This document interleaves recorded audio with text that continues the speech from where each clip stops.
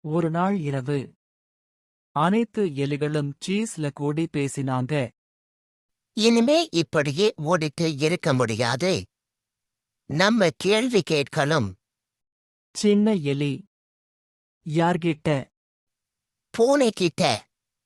எல்லா எலிகளும் ஷாக். அது சாப்பிட்டா? அது தும்பினாலே ஃபினிஷ்.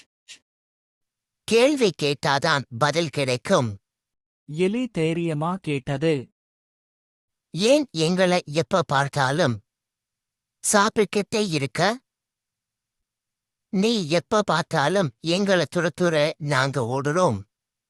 நாங்க கார்ட்டூன் நீ ரொம்ப காமெடியா பேசுற ஸ்டாண்ட்-அப் காமெடி வேடம் பண்ணி பாரு.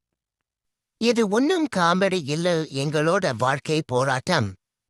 அப்போ அங்கே நாய் வந்தது.